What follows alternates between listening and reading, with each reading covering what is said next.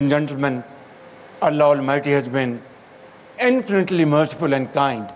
We can't thank Him enough. We have won the war, but we want peace. We have taught our enemy a lesson, but we condemn aggression.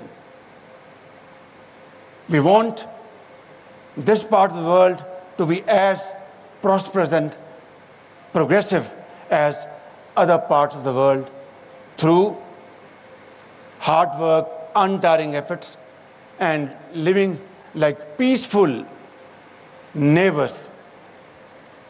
Whether we like it or not, we are there forever as neighbors.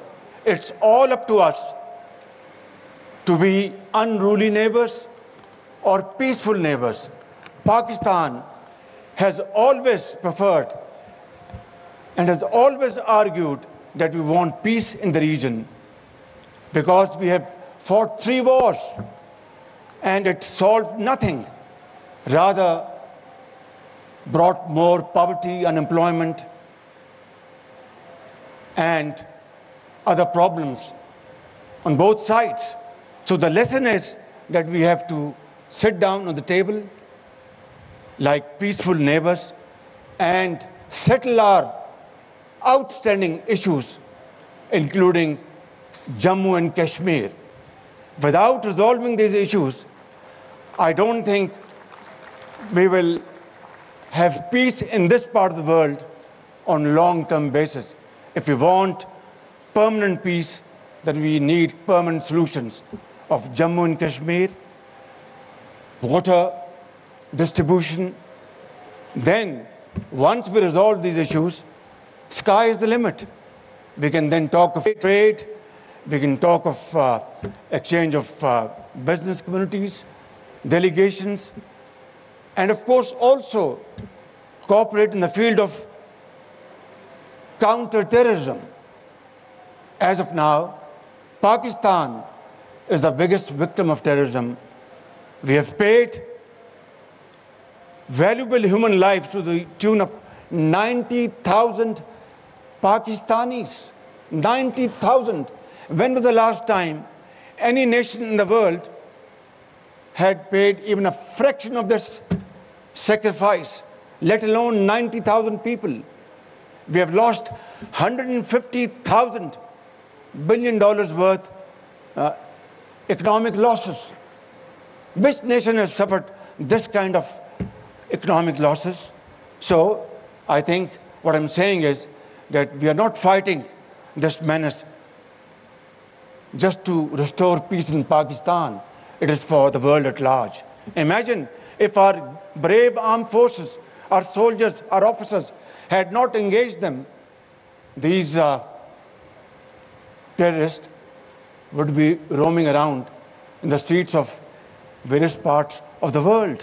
So I think the world has to acknowledge Pakistan's sacrifices. The world has to acknowledge what suffering we have passed through. I think in the end I'll say once again कि मैं जनाब chairman joint chief of staff सिपह सलार general Asim Munir, naval chief और air marshal Zaheer Babar और आपके अजीम कड़ियल जवानों, सजील जवानों का अपनी तरफ से और पूरी कौम की तरफ से शुक्रिया अदा करता हूं और ख़ास तौर पर आपका सिपह सलार जनरल आसिम मुनीर, आपकी वलवला अंगेज़ और दिलेराना क़यादत को मैं अपनी तरफ से और कौम की तरफ से आप सबको सलाम पेश करता हूं। मैं ख़ितामन इस शेर पे अपनी बात ख़त्म करूँगा। जहान ताज़ा की है, जहान ताज़ा की है अफ़कार ताज़ा से नमूद। ये शेर आज के इस मौके के लिए बहुत बरवक्त है। It's a befitting. I think salute to our brave soldiers. जहान ताज़ा की है अफ़कार ताज़ा से नमूद के संगो खिच से होते नहीं जहाँ पैदा। आज अगर افکار تازہ نہ ہوتی ہماری افواج پاکستان کے پاس، یہ الفتح میزائل نہ ہوتے، یہ ایئر چیف کی جو انڈیجنس ان کی جو دن رات کی جو محنت ہے، اس کے نتیجے میں modern technologies, modern techniques navy میں، ایئر فورس میں، بڑی فوج میں انجیکٹ نہ کی ہوتی، تو میں سمجھتا ہوں کہ یہ جہان تازہ جو 10 مئی کو نیا پیدا کیا پاکستان میں آپ نے، یہ اس کی وجہ ہے۔ تو شاعر کہتا ہے کہ جہان تازہ کی ہے، افکار تازہ سے نمود، نئی دنیا بستی ہے نئی سوچ سے، نئے ویژن سے، R&D سے، ریسرچ سے، محنت سے، امانت سے، دیانت سے۔ اس کے بغیر جہان تازہ پیدا نہیں ہو سکتا۔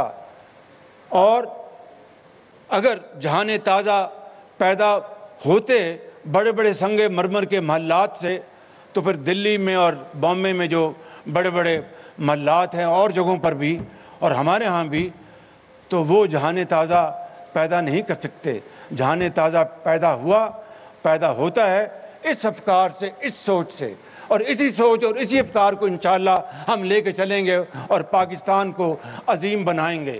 میں آخر میں آپ سب سے درخواست کروں گا کہ میرے ساتھ زور سے نعرہ لگائیں، افواج پاکستان، آواز نہیں، افواج پاکستان، پاکستان، پاکستان، قائد اعظم۔ بہت شکریہ۔